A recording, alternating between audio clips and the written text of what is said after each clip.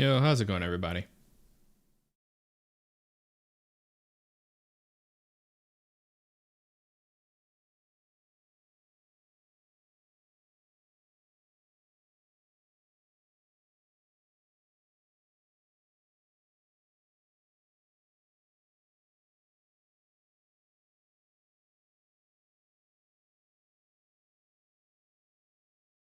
Just checking a few things on my end.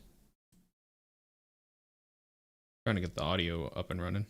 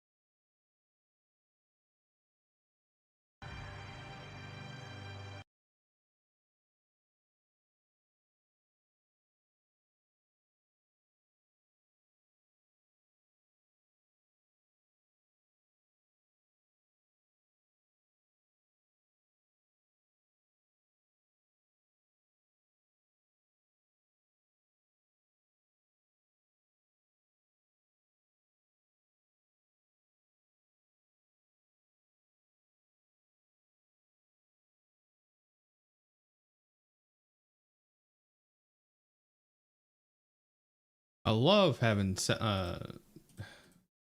emulator issues. 1 second, chat.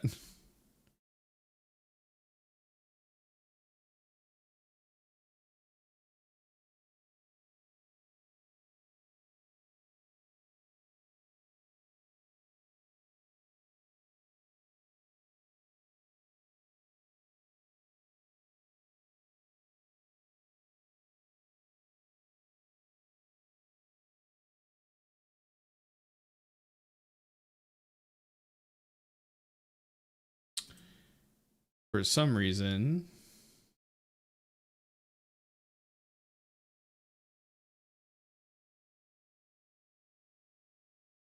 vanish.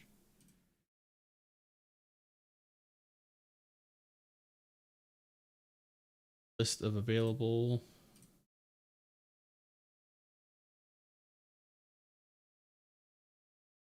resources. So 1 sec.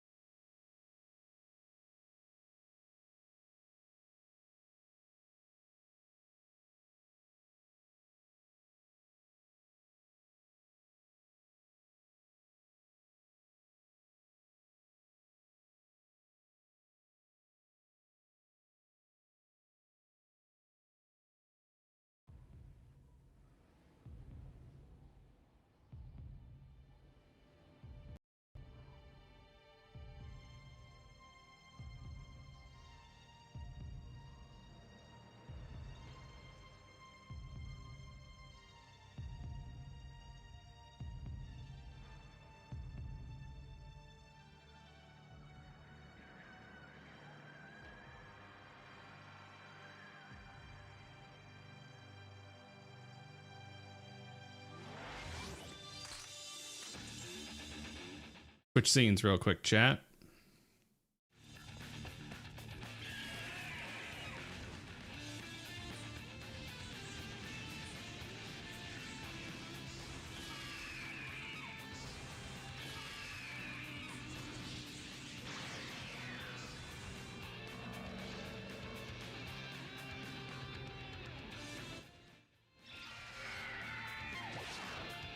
The audio's working now.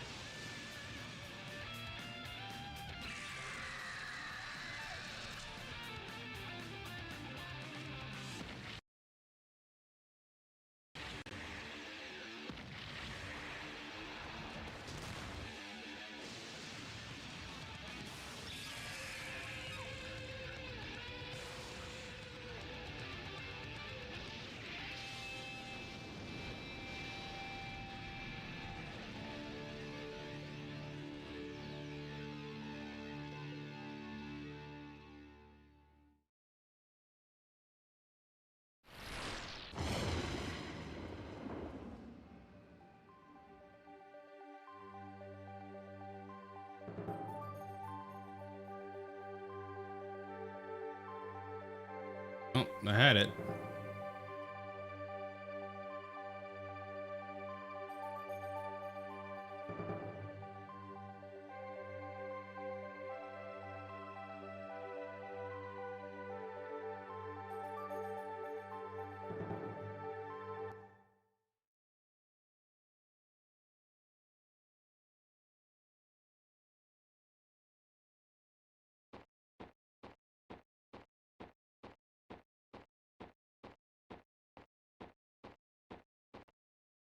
All right.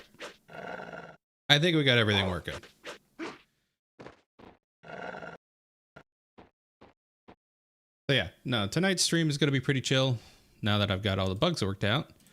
I'm basically going to be going through and getting my saves and like save states and everything set up for practicing in the future. I did submit this game to be run at RPG Limit Break. I don't know if it's going to be accepted. Probably not.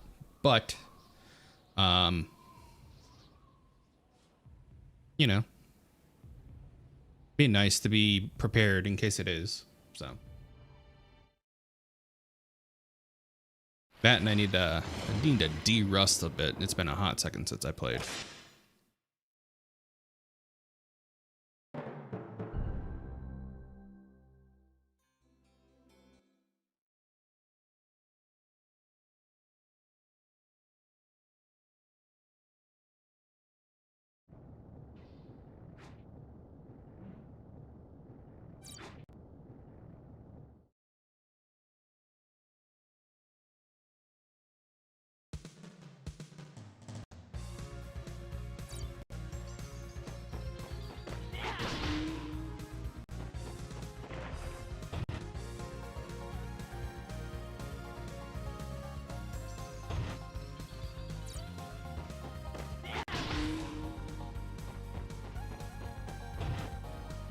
Skipping. Why is the playback skipping? There we go.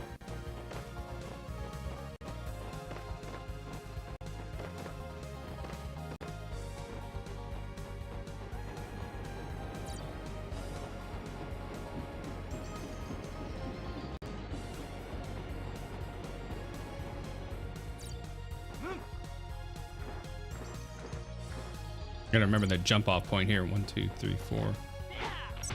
Nope, too soon.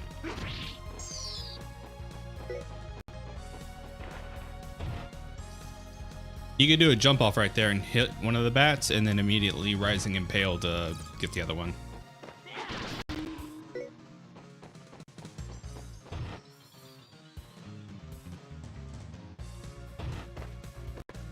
Don't have to fight this guy.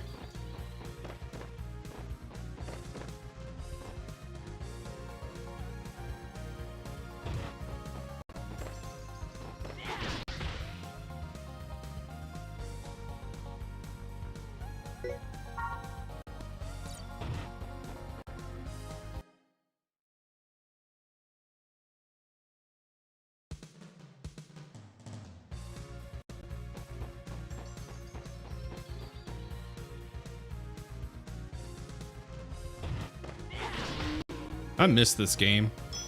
I really wish Namco would do something with it.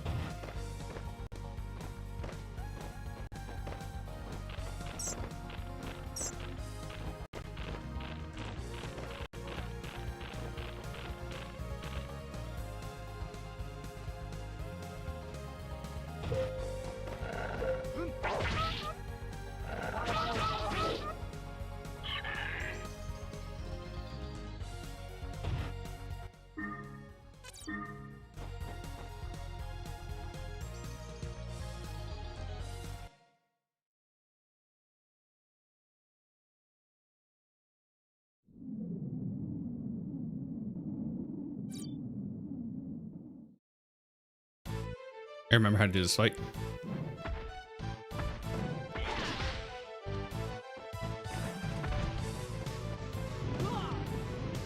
That's not how you do this fight.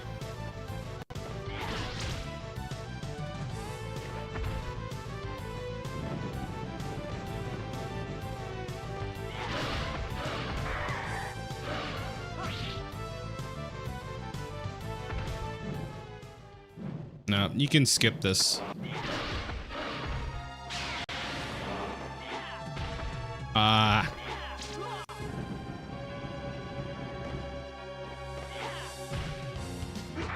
Look at that red split. That's bad.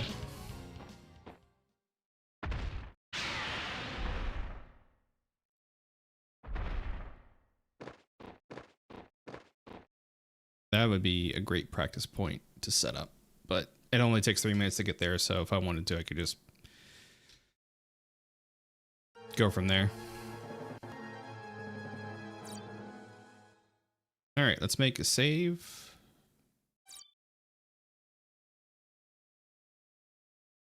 Normally you wouldn't save in a speedrun, but making saves here.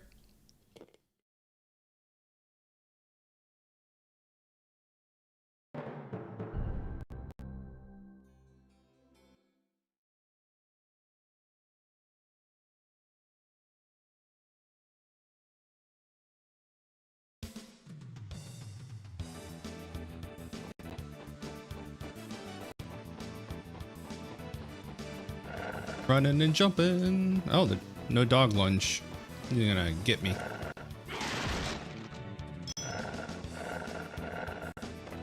There's the dog lunge. So those dogs are completely RNG dependent, and you can get bad RNG where they lunge at you and clip you from like a mile away. Never fun. Never ever. These guys are weird.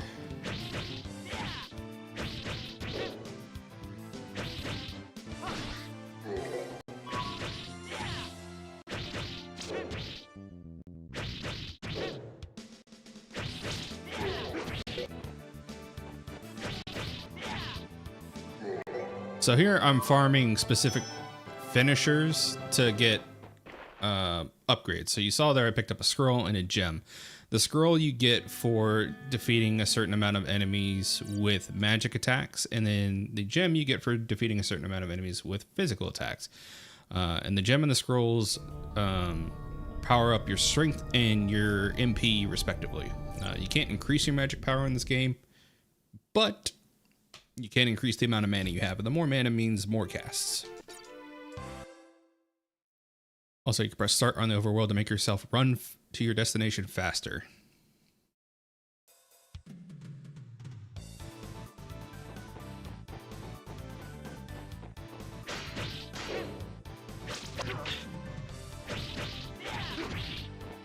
These knights are awful, and I hate dealing with them.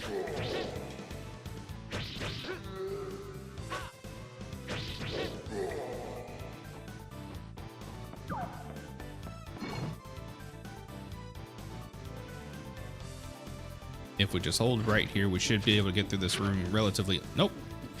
Bad RNG again. Sometimes you can just hold right and get through that room unscathed. The AI won't kick in and just be like, I don't know, watch you run by.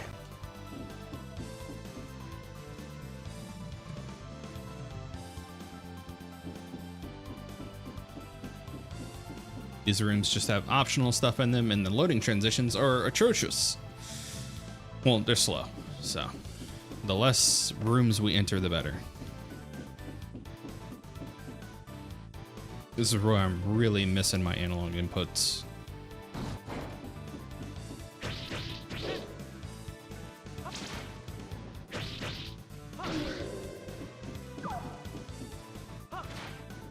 I missed.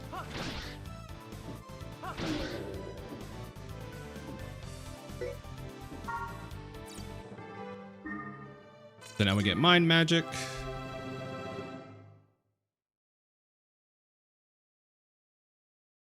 My magic routing's a little bit off. I would like to have had not missed one of those fire blasts, but it is what it is.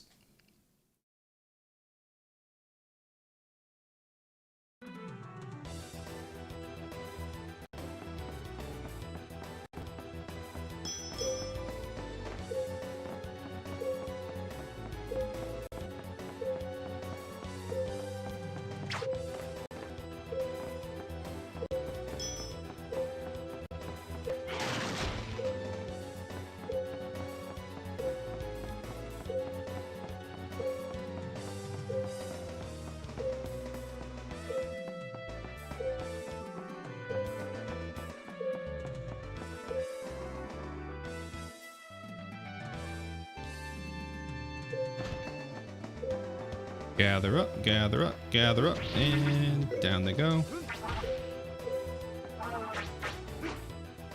Got a special one who just did not want to get hit there. Thankfully, we have this MP30 potion right here where we can just pick this up and back up to full MP. There's a hidden chalice down here. I am going to grab it for safety reasons. Also helps me in my gathering route for these enemies.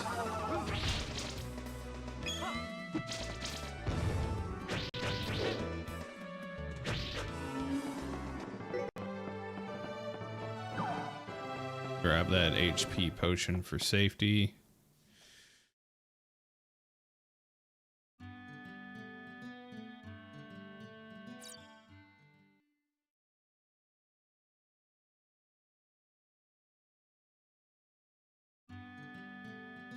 Here we have to have a long talk with first wife, Carolina, but we just skip through that.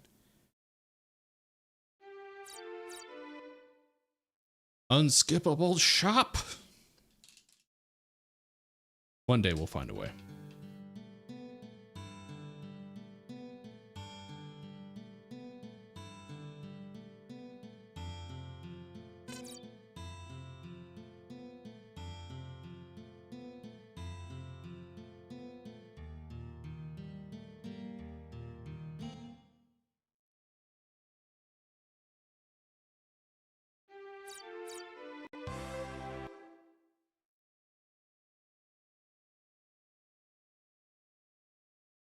So far, this is, you know, pretty par for the course.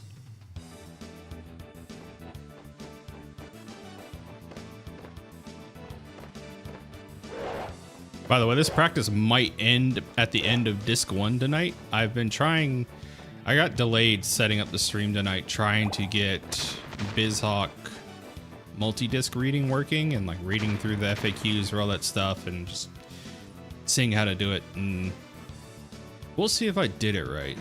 We'll find out.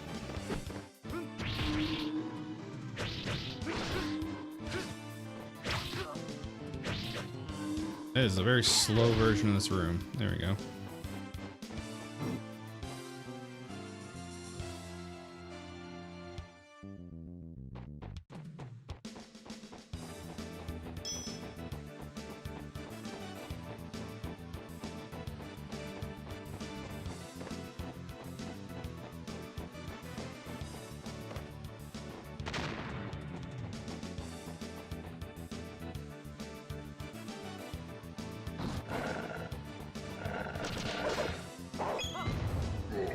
Oh, good pattern.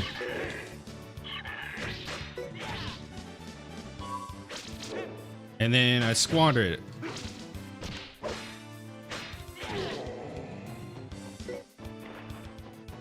Take that though. So what I mean by good pattern there is the knights all gathered with the doggos with me at that location.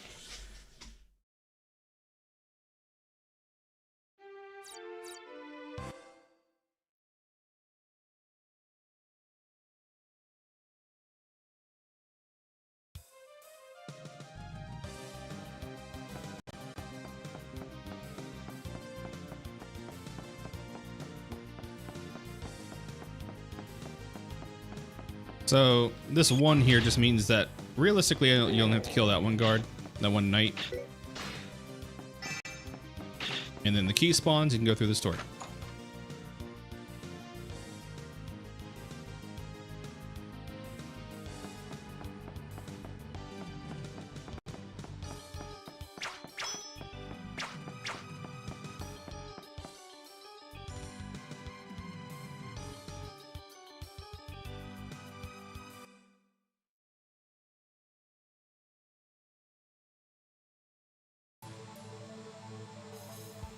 And here we got to do a little bit of enemy manip.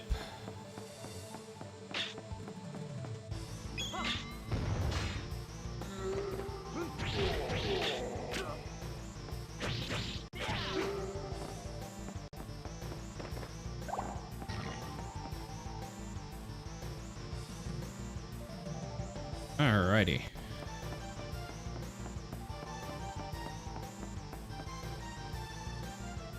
pause. Here is where I am going to make my first save state.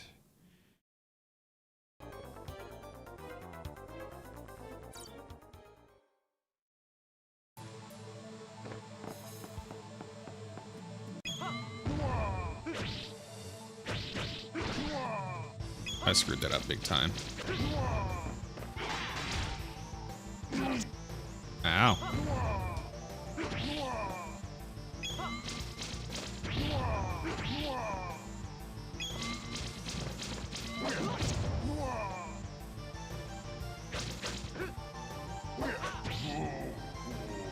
That was sloppy as all hell.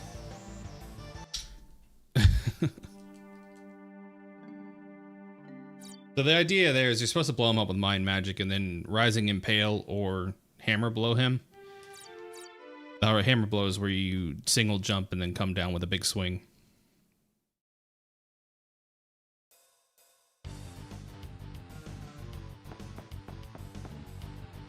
We might look a little low on resources here. We're actually not doing too bad.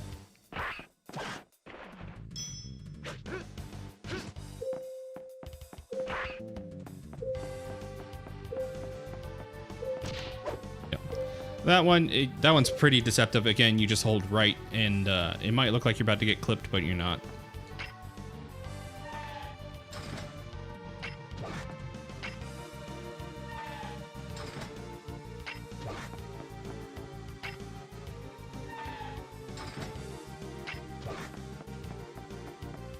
Again, here's another time save that I would have available to me if I could get the emulator to recognize analog inputs. So right here you see me flicking, like pointing my character up and to the right and then to the right. It's because the diagonal input will just run you into the guardrail there and eat your speed. If I had a diagonal input, I could hold a specific angle. All right, here's the hard one.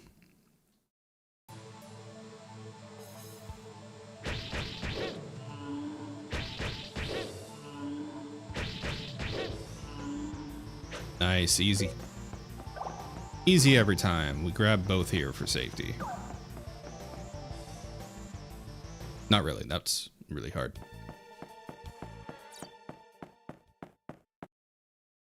Another really hard one right here is Ryman. So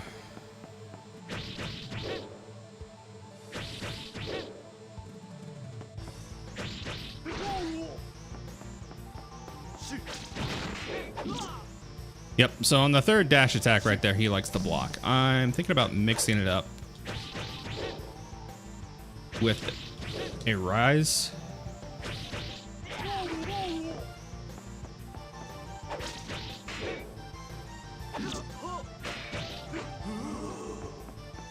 What a jerk. And that yellow tome always spawns on the opposite side of the room that he dies from, basically from this center point. So if you take a line, you cut it right through the center of the room there. Whichever side of the line he dies on, that tome will spawn on the opposite side.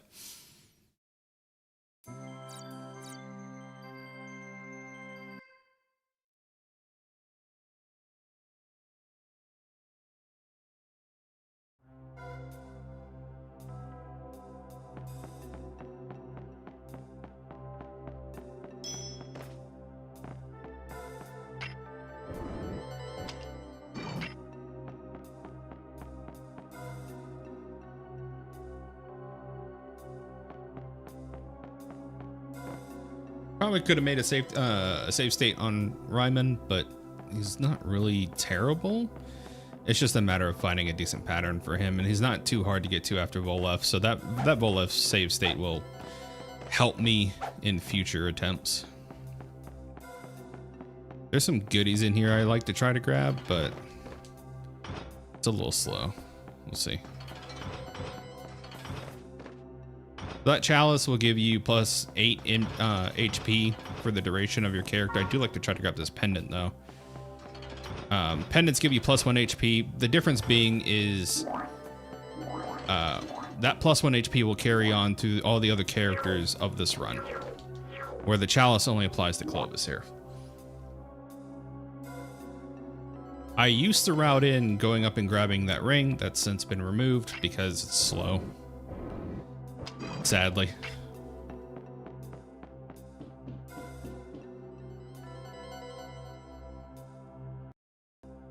Yep, pausing there can lose you some time.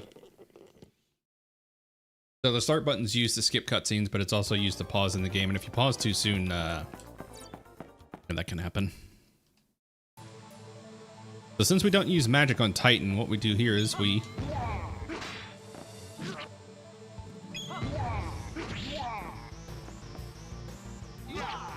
Another repeat of Olaf here.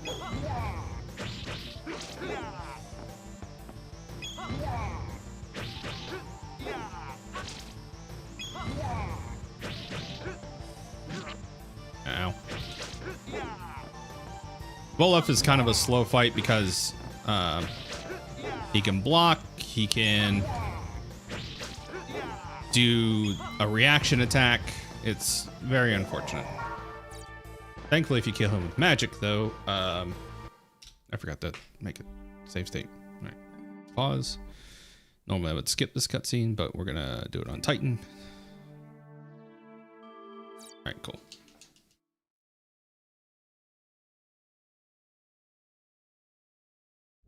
So there's really cool strats here with Titan. I'll probably die trying to do them. But ideally, what you want to do with Titan is hit his tail. It's his weak spot. If you can consistently hit his tail every time, what can happen is you can skip his phase transition. So what you do here is you jump over the shockwave, and then as he's turning, you follow his body, hold right and swing, and then you just barely clip the hitbox for his weak spot, which will cause this reaction animation, so on and so forth. And you get him locked in this state. And as you can see, it does a ton of damage, but the timing's very tight. If I'm late on this, or if I do it too early, it will lock me out of this, and I will not be able to do the phase skip transition. There we go. Easy peasy. So yeah, normally he has a big death animation and everything that has to load in, but...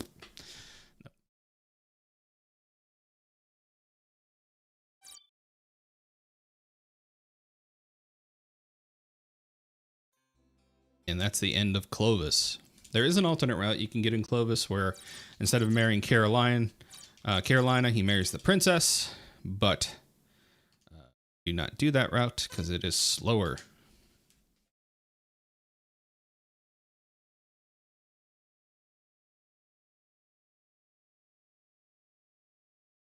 Now we're on to Codell. All these are loading.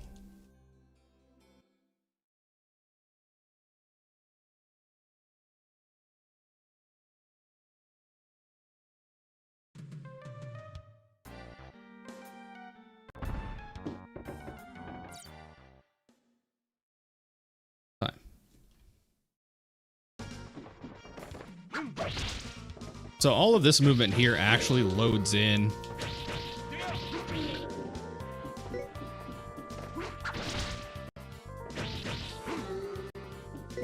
before the game starts.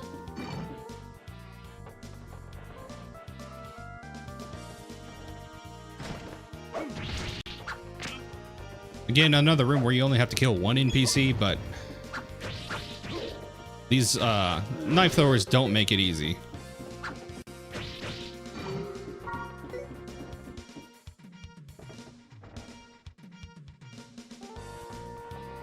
This box right here has a talisman, which will give me a defense buff. It's a little slow to grab it, but for safety reasons, I'll grab it for practice. Here we go, there are my notes. This room's a juke. It's big and empty and has nothing in it. Again, another juke. You think you want to go left, but instead there you want to cut down here to the bottom right.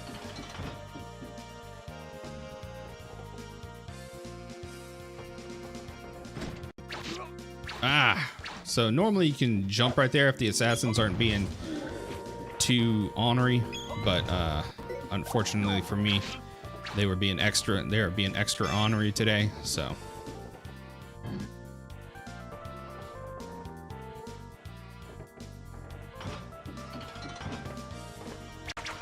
Big spikes, T swag, grab. If you don't grab that T, your run's invalidated, and I'm sorry. I don't make the rules. It's a community decision. All right, so we lure these assassins in over here by these two other big guys. We try to utilize the crossbows here to kill the enemies for us. Go, warrior down. Took a shot, I didn't mean to. Sometimes you can glitch and those arrows will hit you during this pause. It's not very fun.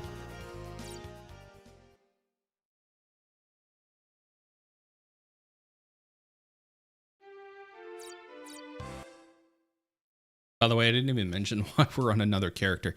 So this game spans 5 generations, I can't remember. But essentially, you are all Dragon Valors hunting down dragons. And the decisions you make during certain characters' segments will impact your lineage or your descendants. Because this story spans generations.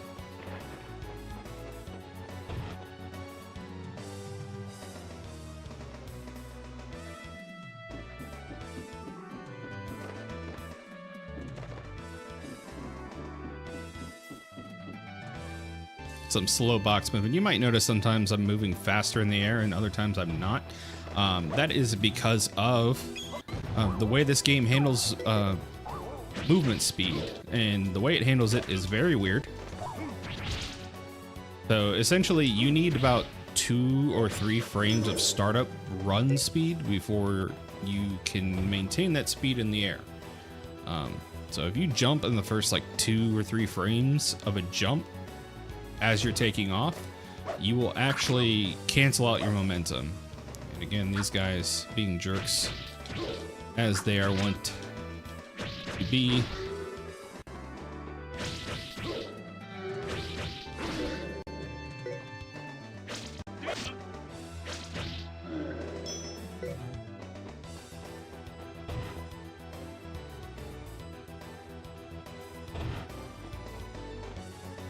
Backup MP right here, and there should be a cure potion right up here that I could grab.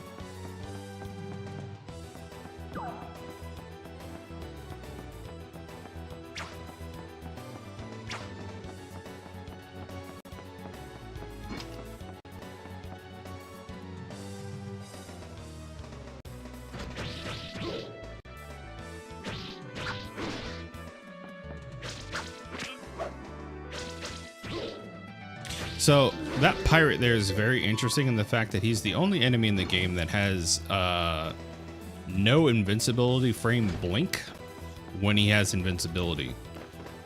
It's very annoying to deal with.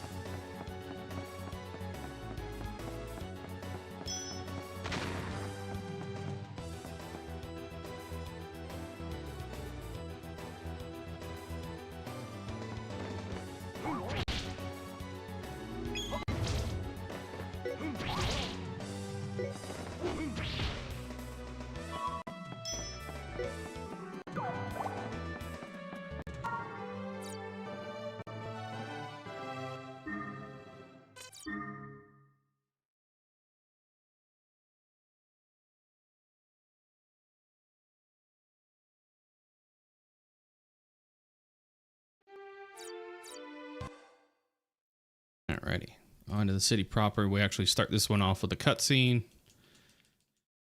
Then we get jumped by a knight, which we zap to death.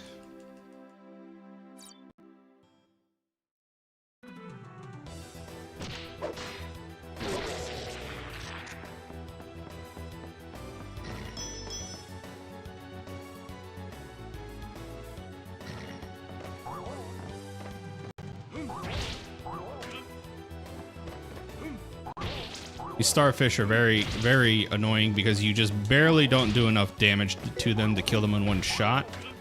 And if you don't group them correctly, like you see me failing to do here, then you have to kill them individually. And it's slow. God, is it slow.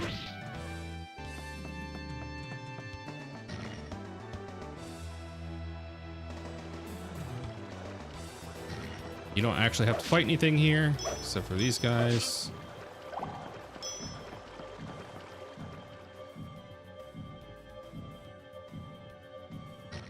Gonna go ahead and pop a safety heal right here. Don't want to die.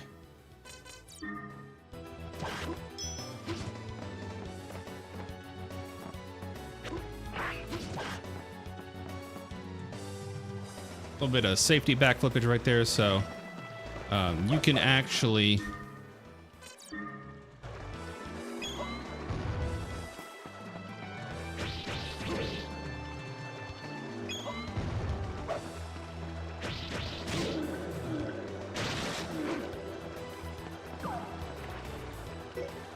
generate iframes of your own there.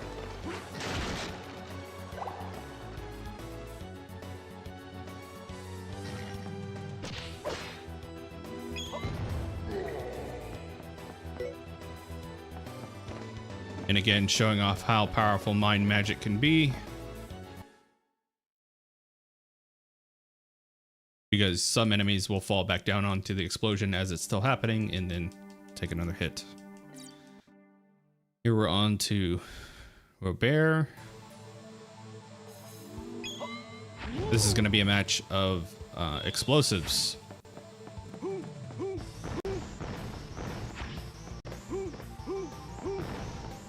Oh man, throwing wild patterns tonight. It's okay though.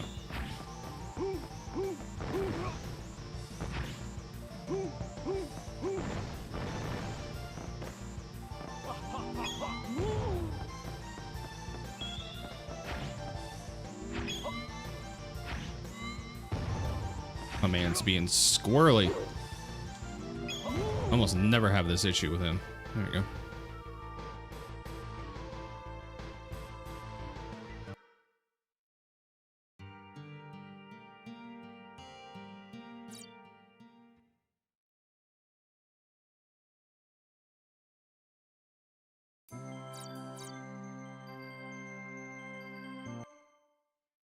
So one of the things I never really touched on, or haven't had a chance to touch on yet, is with the generation system, or generations being a main part of this game, you'll notice that each of your characters will change their fighting style ever so slightly throughout the generations, and a lot of it reflects on their lineage. So the transition of Clovis to Codell here, you'll notice that Codell takes wilder swings in some of his attacks now, and that's because he's a self-taught fighter.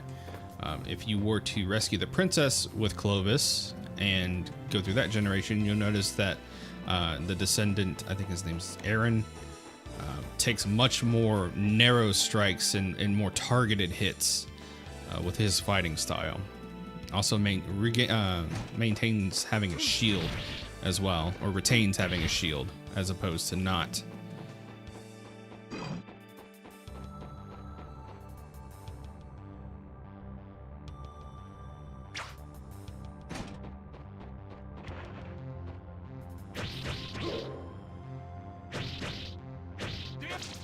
I messed that up.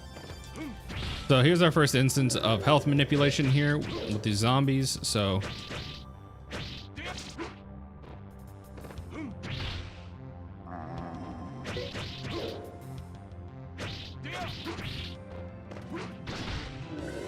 here we go.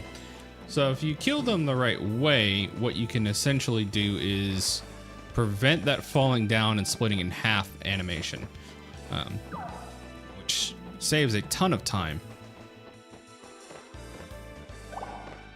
Grab some magic here. So it used to be that we ran around these beams in this upcoming room here. Now it's just a matter of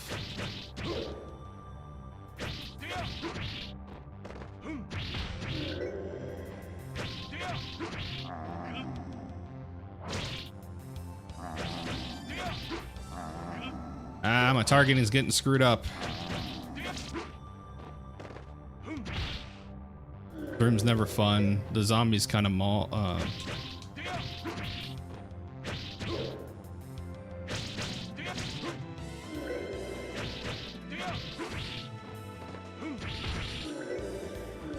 got him. Yeah, the pattern for killing the zombies changes depending on how many gems you have. So right here we could just jump across. We used to have to go up and around and do all that good stuff, but now we just Jump up.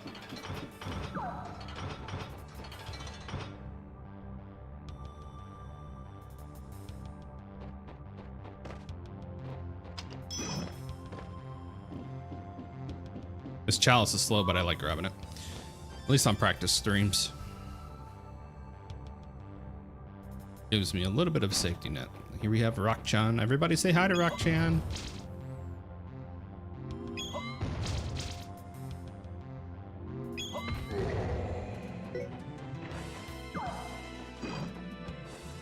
Yeah, for some reason that hit animation doesn't even hit you when he goes over your head.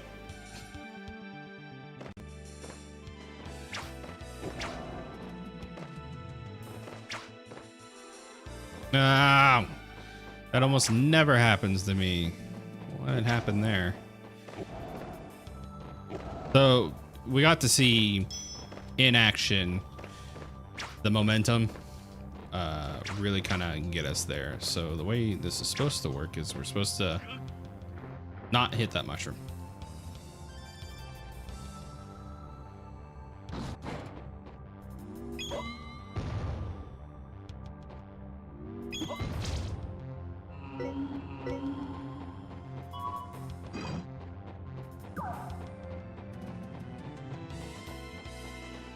Oh yeah, and yeah, infinite magic. So the little silver bottles give you infinite MP, and while you're sparkling like that,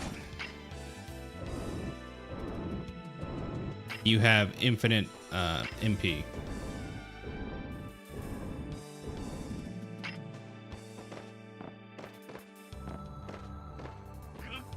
I just barely didn't thread that.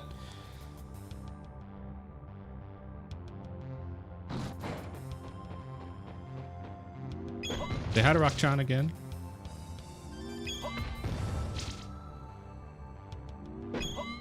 Oh.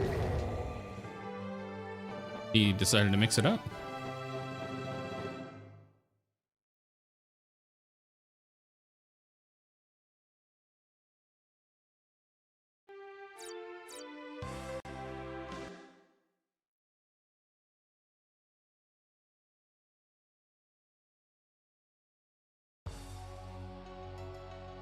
I like how I have in my notes here, nothing worth picking up. Damn.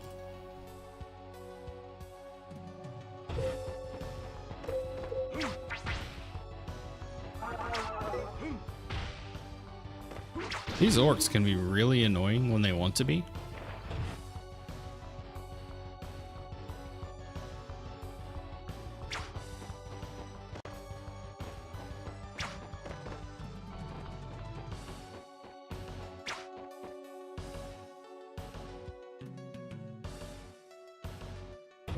Here we have another instance of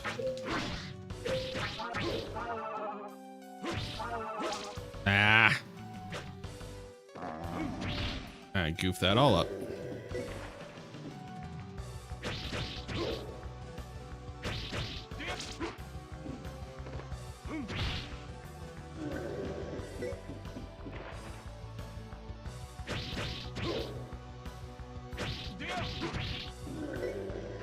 There we go. Mushroom City. The mushrooms restore a little bit of MP, but at the cost of HP, and we don't want that. Because eating them also slows you down like crazy. And getting slowed is, shocker, slow.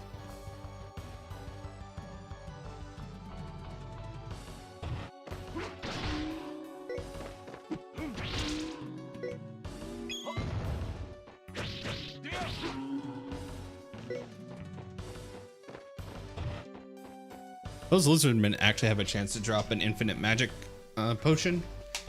Never lucky those, so. Pretty sure those crates have something in them, like potions, but I'm just not gonna grab them.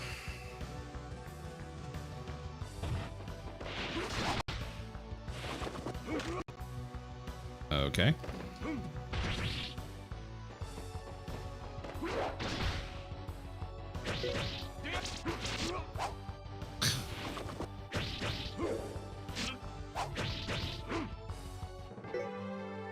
My favorite monster, the praying mantis assassin.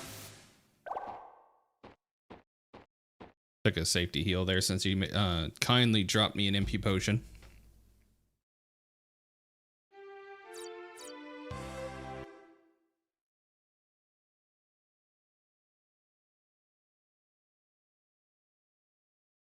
Alright, so you might have noticed that the name of this location is called Clovis's Fortress. That's right, our dad has gone insane and taken the soul of that girl we just met on that ship, and that's not cool, so we're gonna go rescue her spirit.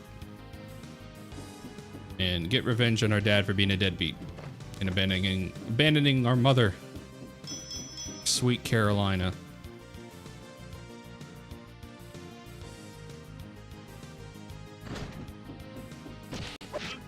Oh.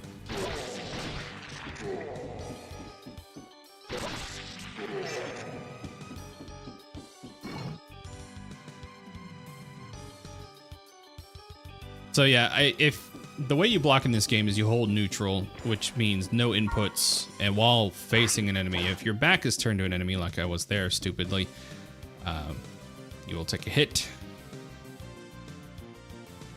This room, you don't actually have to kill anything, but everything in this room wants to kill you, and they will fight you. So I have to position these enemies very specifically to try to not get hit, which is easier said than done.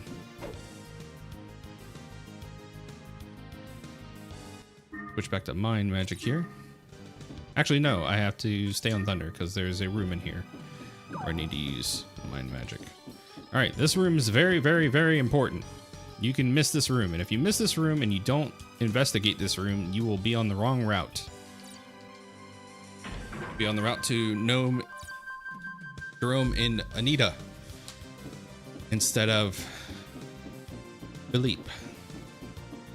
Philip. If you're not on the Philip route, you're doing it wrong. All right, demon armor's here. We group everybody up. Come on, everybody, gather around, gather around, gather around, gather around. Sometimes this demon armor just does not want to, there we go. All right, we gotta grab us nice armor here.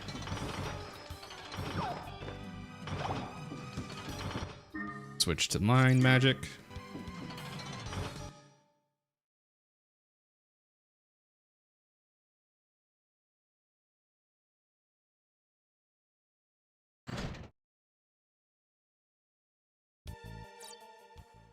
You have to wait until we walk all the way in the room before we can skip that cutscene. Now we fight Pa.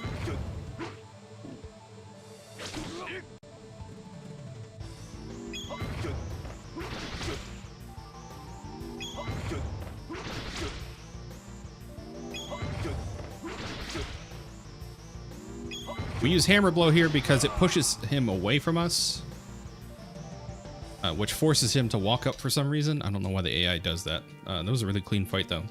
It's cleaner than most of my other fights.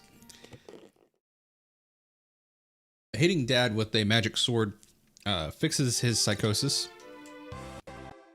And now we have to go kill a double-headed fire dragon living in a volcano. And here's our first little bit of platforming fun that we have. So,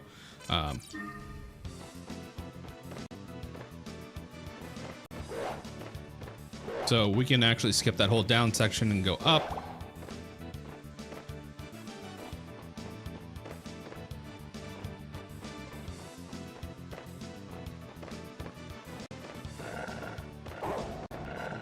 Dodging these mushrooms is really hard. Their attacks are proximity based, so a lot of the times you will get within range or start approaching them. It doesn't matter what height you're at, and they'll start prepping their attack, which means you could just land in that cloud of shroom stuff. These praying mantises are giving me the business tonight, man. Thankfully, you're invincible while you're doing that big downward attack.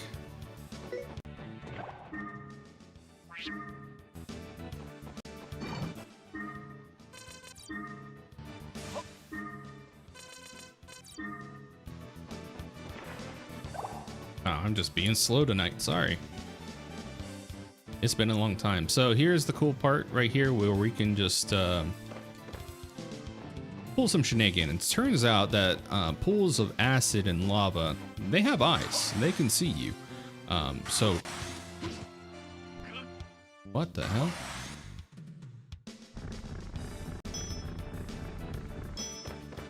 I never realized that backflipping. Hold on, I just want to. Once we get up here. But yeah, if you turn invisible, you can run on acid and lava, no problems. Let's test that out real quick. So. Oh, that's right. Attacking breaks stealth.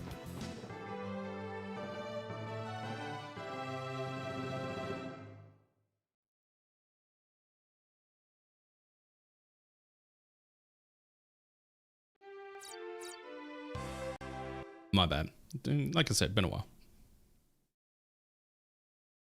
And we actually keep stealth on because it's very important up here.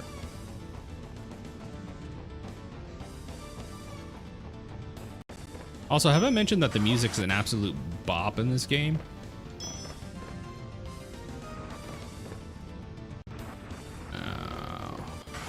There we go.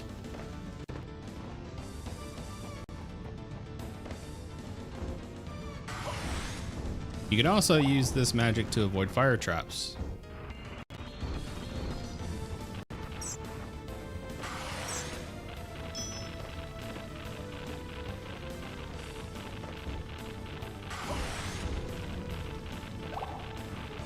Infinite magic right here. Now this infinite magic pickup is kind of double-edged. It makes it to where it's really hard to tell when your stealth magic is going to run out, but you could just memorize the timing and then you'll be fine. And mandatory, you need ice magic to finish this fight. You actually can't. I don't think you can beat it otherwise. On to our two-headed friend here. Hellfire and Inferno. Ice magic's weird, so you get locked into an animation and then you have to wiggle. We're gonna see who attacks first. Inferno, of course.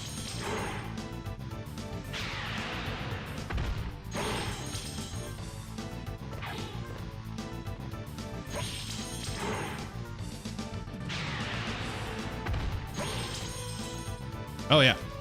So sometimes that can happen, where they get out of sync with each other. This is not a cool situation to be in. So for whatever reason, sometimes the dragon's heads just don't function like they should as hitboxes. Thankfully, it looks like we got them back in sync.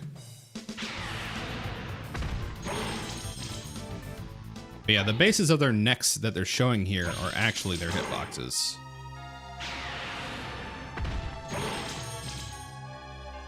And one last swipe. Easy peasy. And if you kill them at the same time, you save time on the animation of their deaths.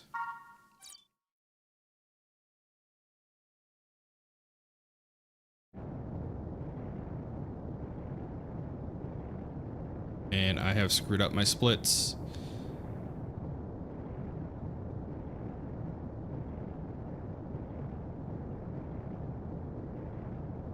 Go.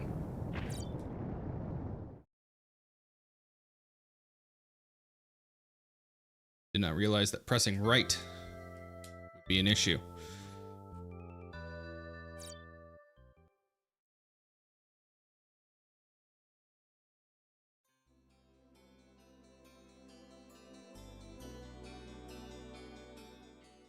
The Codell's section really isn't really worth setting up any save states. None of those fights are really hard. Some of them can just be a little weird with RNG, but aside from that, not really a big issue.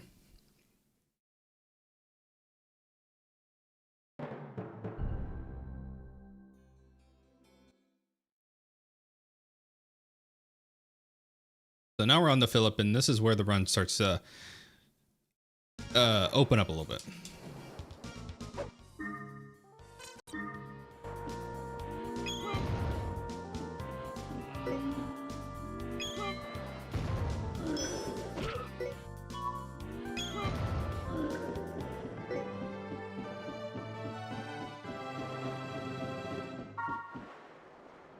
I've got the pendant.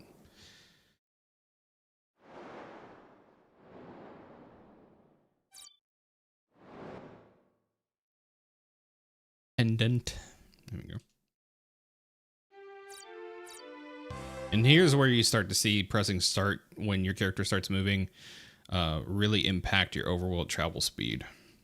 You literally like turbo boost, double your speed and start going.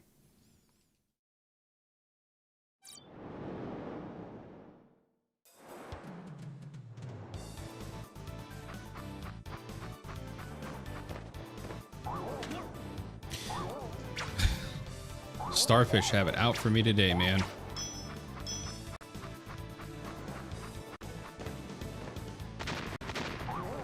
It's okay though, because we're gonna blow them up.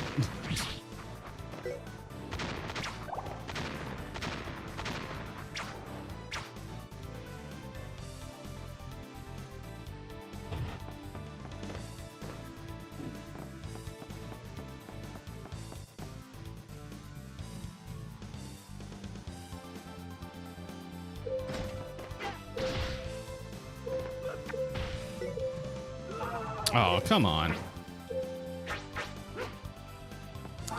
So that big impale, like ground pound attack I do is, it generates a shockwave.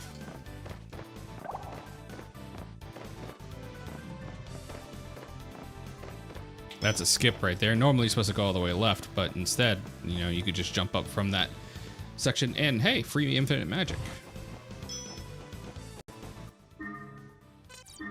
Switch the ice here. We try to stay out of menus as much as possible just because opening menus is slow.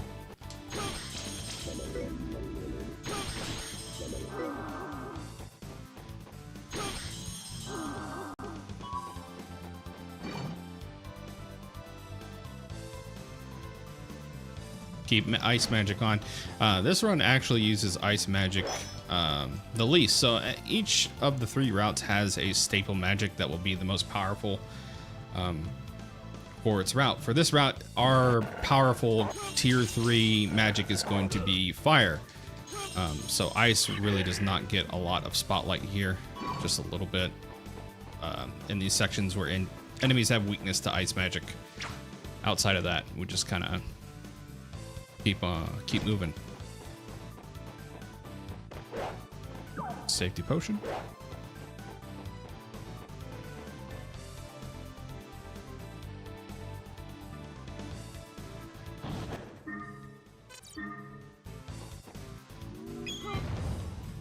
And up here, we're going to blow up these crabs. Pick up your second tier of Cure Magic and move on.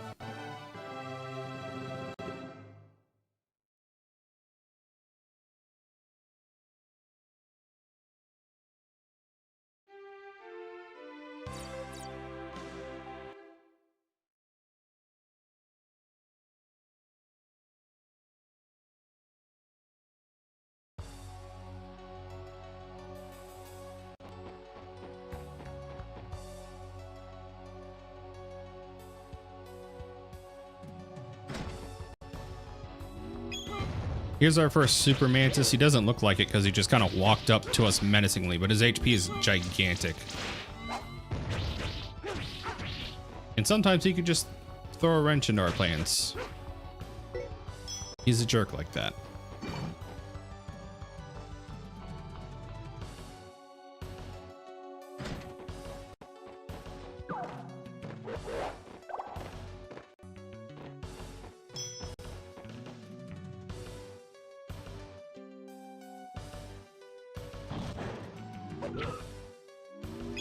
These guys can be real jerks.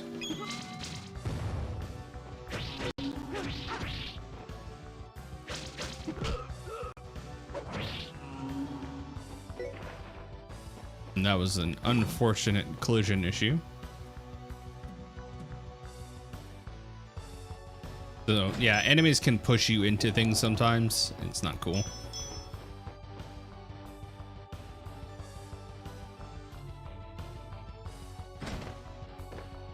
Screwed up this jump. If you time it just right, you can make that jump. Let me safety heal.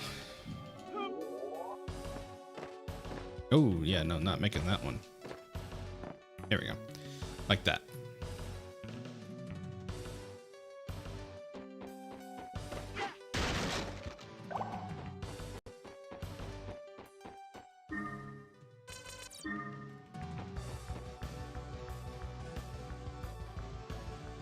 So the more enemies we can defeat with magic, the better, because every time we defeat an enemy with magic, it activates an in-game counter that will then determine whether an enemy drops magic up for us, or MP increase.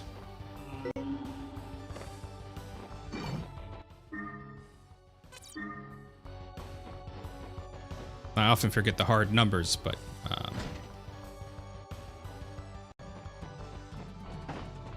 it's really important.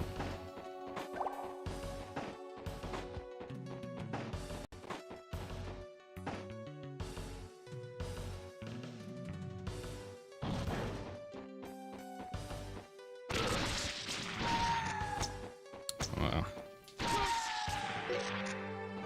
Messed up the manip there.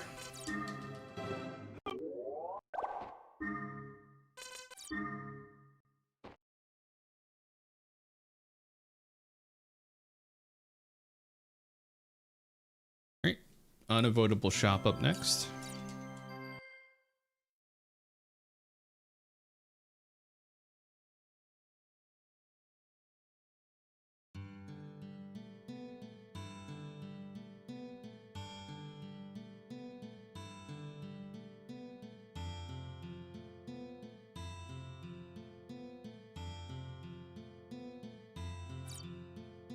Ah, I hit I.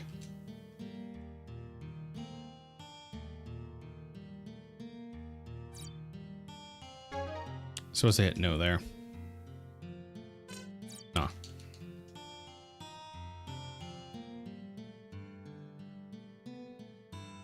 I forget what bracelets do.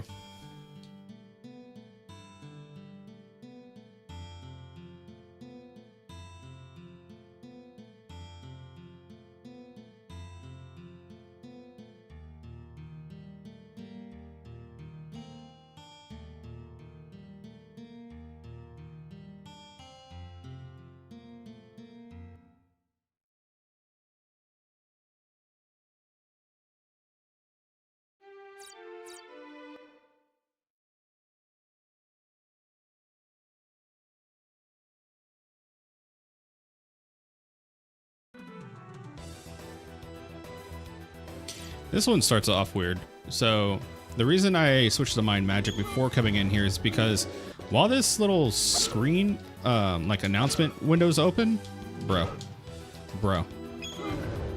got styling on me. While that little screen was open, I could not switch my magic.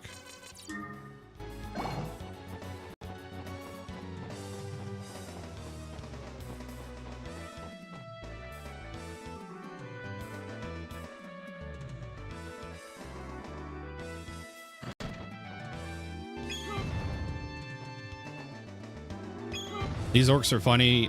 They don't have any hit stun. I mean, they don't have any iframes. I think they're like the only enemy in the game who doesn't have any iframes.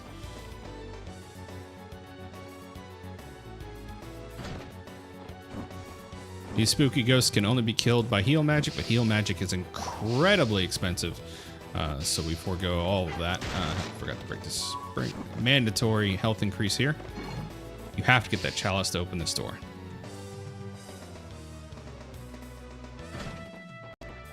So these guys are funny. You can actually get around them by running. And then if you're quick about it, you can, there we go. You don't have to kill them to get that magic. Nope, wrong way.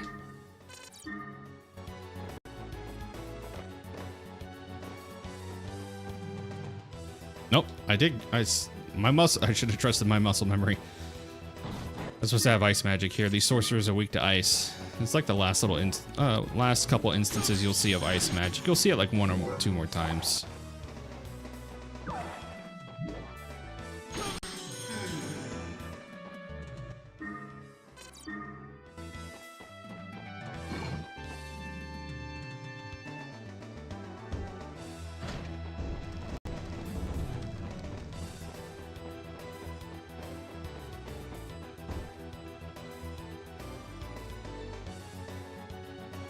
All right, see if I can get the manip on those guys. Nope.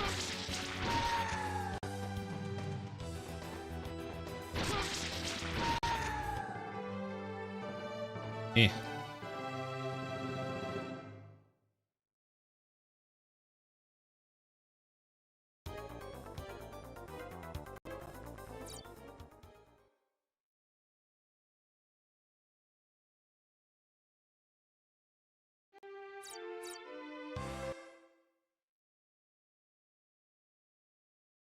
All right, Heart of the Rainforest.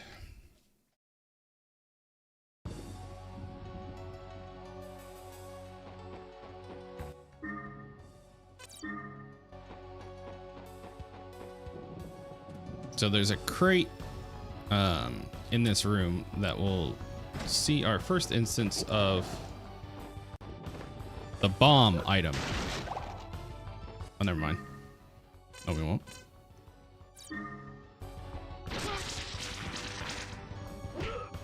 Ow.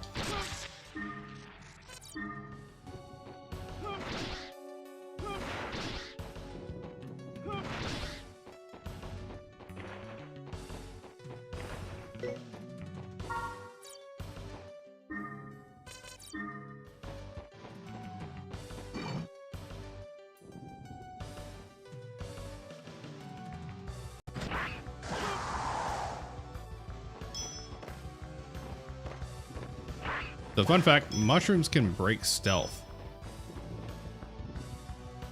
Kind of annoying. All right, so here's our first instance of the bomb. And as long as it's on the screen, the bomb will kill it. Those crystal guys can disappear and go off screen.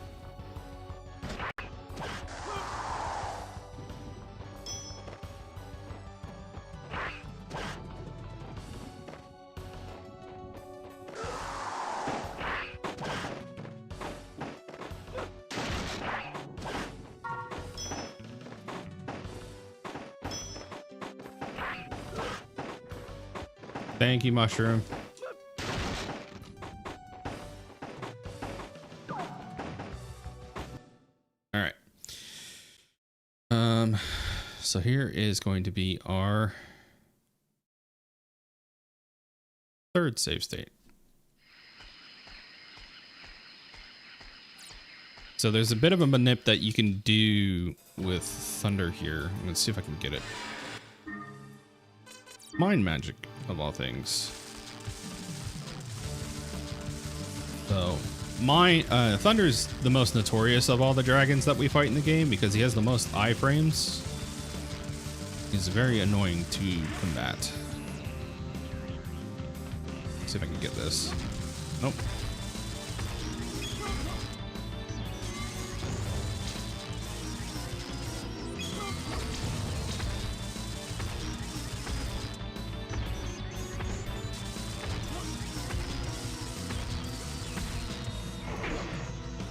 As you can see, this is a very annoying fight.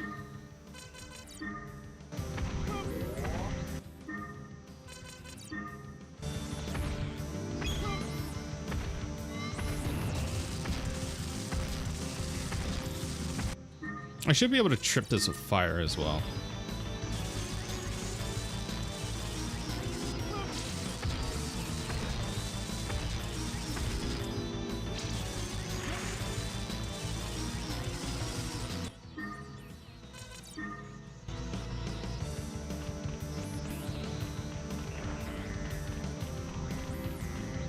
Oh yeah, you can audio bug his moves.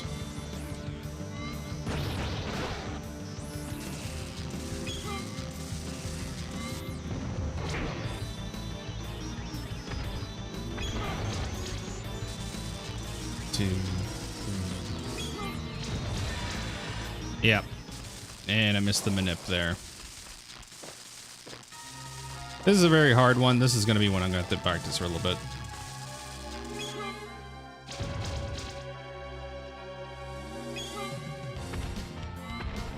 Harmony. Yeah, I'm just going to reset. File, load, 3. Cool. I'll take the reset. That was bad.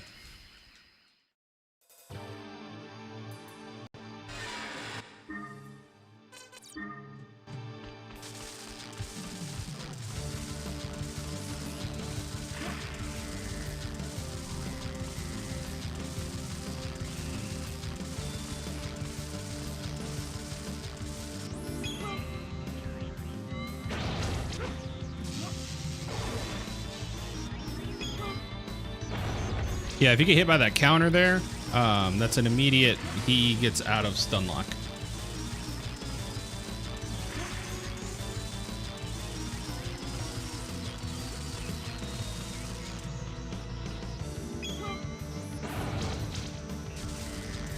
Two, 3, 4. Yep, and I was too slow on that one.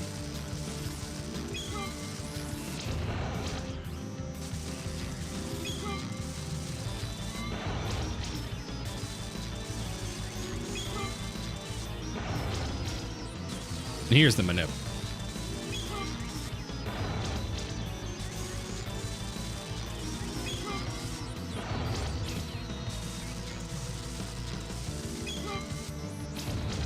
And I fucked it up.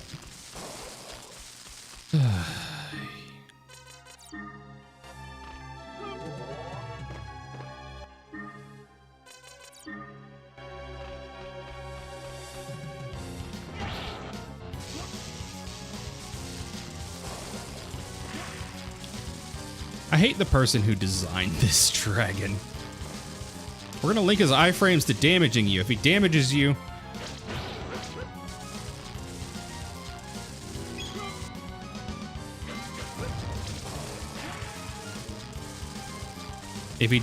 with his iframes, he immediately gets out of them.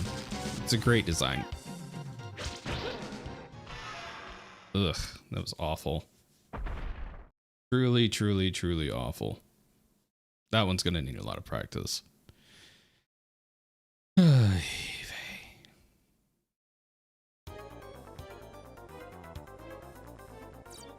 it's a demon we never have to fight. Never ever.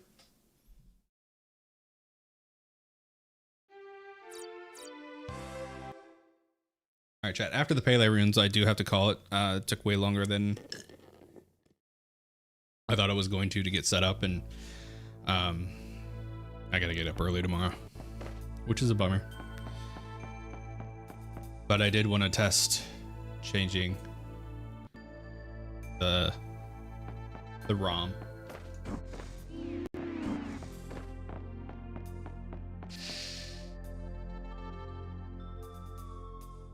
Pele runes are a bit boring because you have to loop them.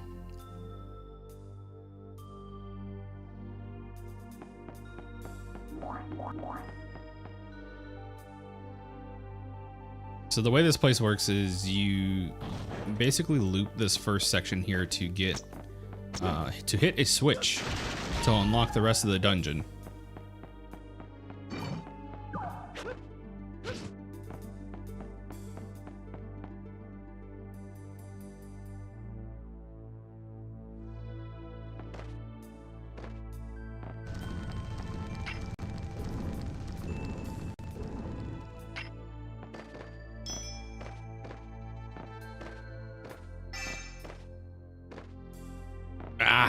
Okay, so the way this works is normally you're supposed to push this block back up to the top of the room, but if we time our jumps just right, we can hit that corner like that. Doing that twice is still actually faster than pushing that block back.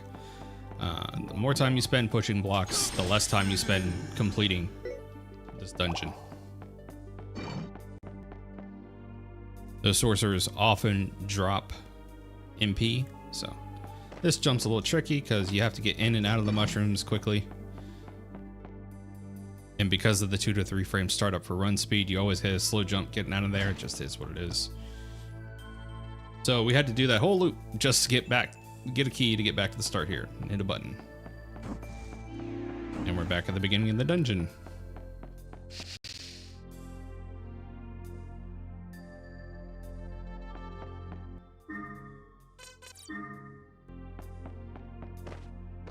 So now instead of going up, we go down, where we find our first iron giant. Called Giant Knight.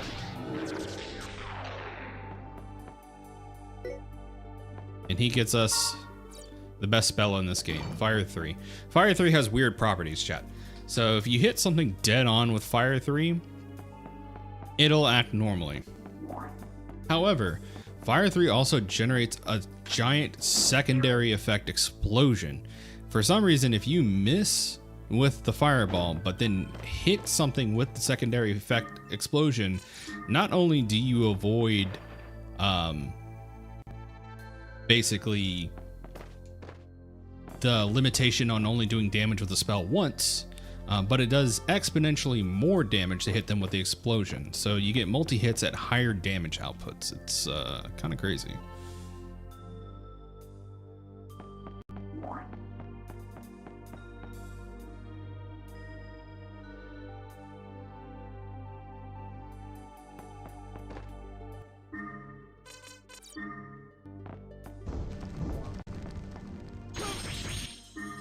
Forgot about our last sorcerer friend here.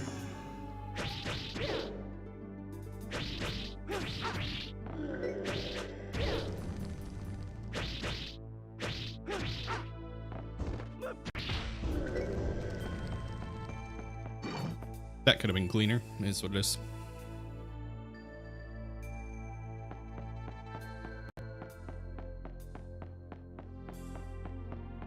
I used to pull that block 3 times to get that lithograph, but again, grabbing blocks is slow, so now we don't grab it anymore.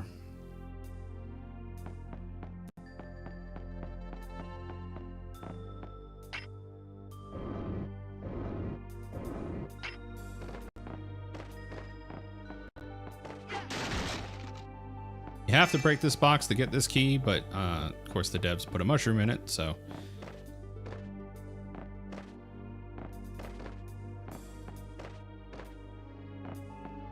You only need to push this thing 2 times. Yeah, 2 times. But number 3 gets stuck in my head a couple times.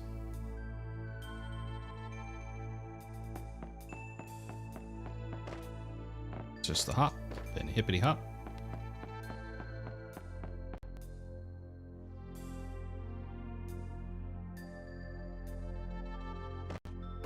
Timing's a little tight here.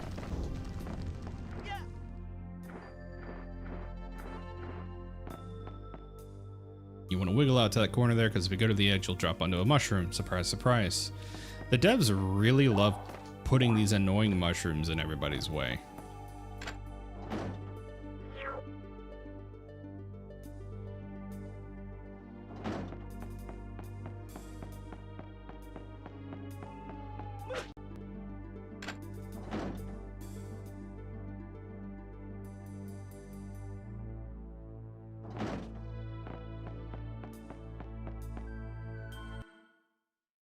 Ready. 4th save state. Now the Guardian's a little tricky. You can't hurt him until you get close. And there's no wall close enough.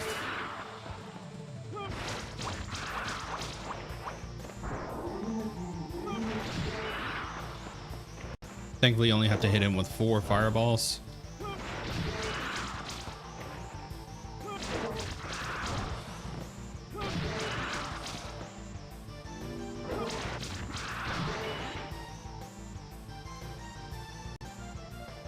Easy peasy.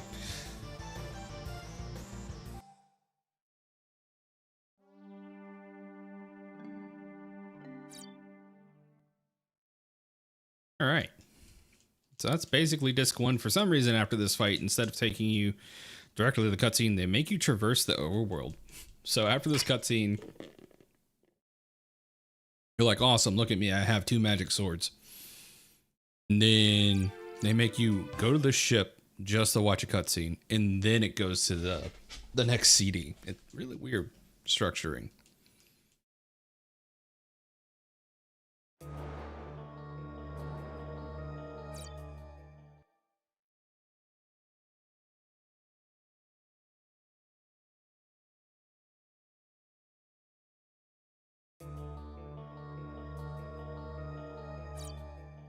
You have to watch a couple cutscenes here.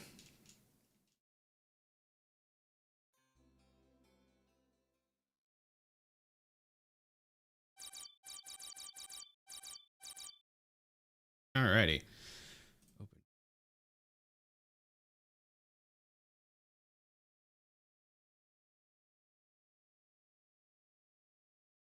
Hey, there it goes. Awesome. So that works. Cool. All right. Well, now that I know that I can use BizHawk to change discs, yeah, we're going to go ahead and call it there for the night. Sorry for the short stream, chat. Like I said, I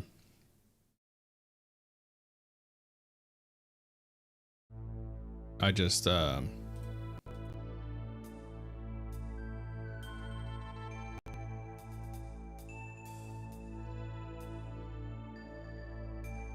gonna close these splits. Save.